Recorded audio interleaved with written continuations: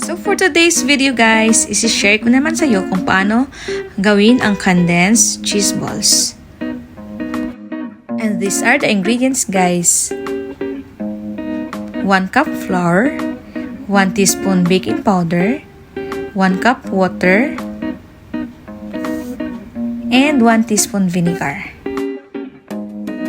So i-mix lang natin siya guys hanggang ma-form ang dough.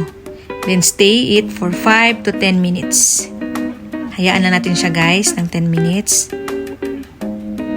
So after 10 minutes, mag-form na ng circle guys at iprito na siya guys. Hanggang sa magiging light brown.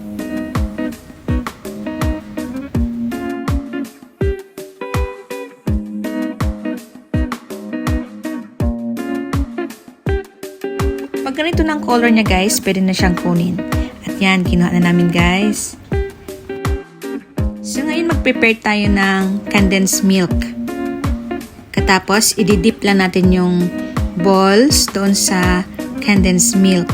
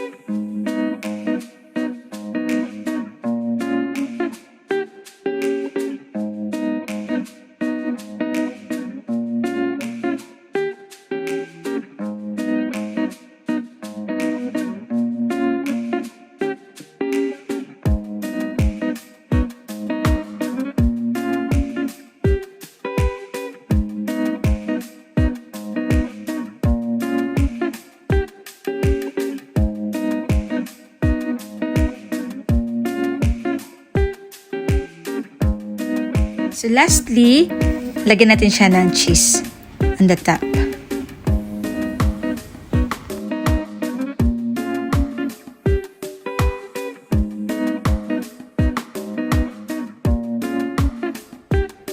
So ito na guys, ready na ang pambaon natin sa mga anak natin sa school. So very affordable yan siya guys at swak na swak sa bulsa at madali lang lutuin. Pagkatapos mo mapanood ang video ito, bili ka na ng ingredients at magsimula na ring magluto. So guys, thank you for watching. Don't forget to like and follow. Bye!